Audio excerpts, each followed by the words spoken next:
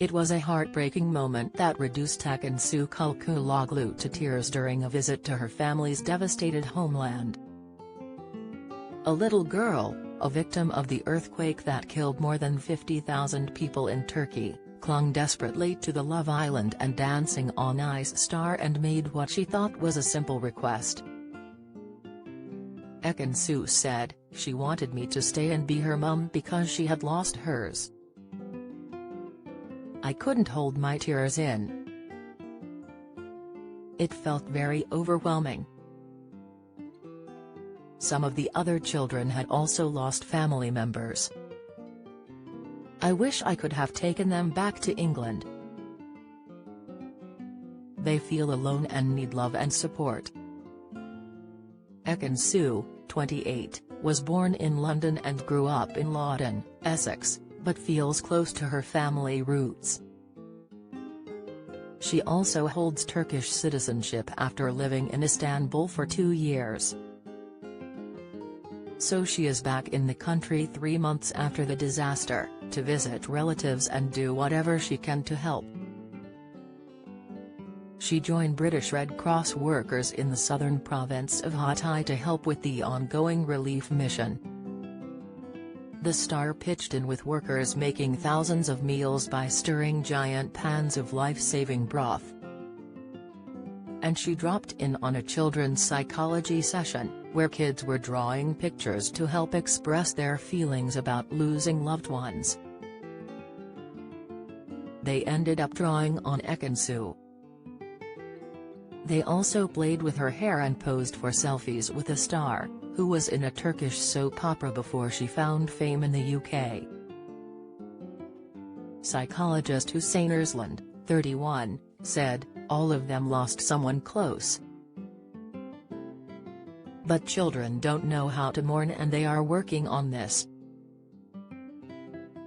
They are scared another earthquake will happen and it's difficult for them to process. They are suffering from anxiety. It is anticipated this will continue for a long time." The catastrophe, described as Europe's worst natural disaster for a century by the World Health Organization, began in the early hours of February 6 with a series of tremors, including the first 2 which measured a massive 7.7 and 7.6 on the Richter scale. They were followed by more than 11,000 aftershocks that left 107,200 people injured and at least 300,000 buildings damaged or destroyed. More than 2.3 million Turks remain displaced, with most now living in camps where the threat of disease, including cholera, looms large. Shocked Ekin-Su visited deserted neighborhoods, where giant mounds of rubble are still piled beside endless rows of buildings that look like they have been blown up.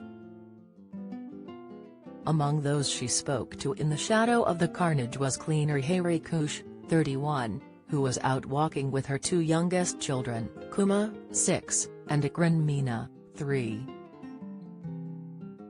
Their old home is due to be demolished, so they are living in a tent.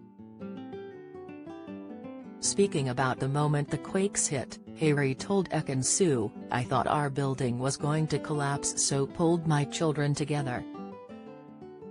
I thought, if we're going to die, we should at least all be together." My uncle's wife and his 3 children died in the earthquake. And now my sister's 5-year-old daughter has been diagnosed with cancer. They were moved from a tent to a container yesterday. Housewife Fatima Tata, 37, who also lost relatives, shared terrifying memories. She said, "Some of my neighbors lost their family in front of their eyes. They are traumatized. When the first quake struck, I thought I had died. It was like a horror film.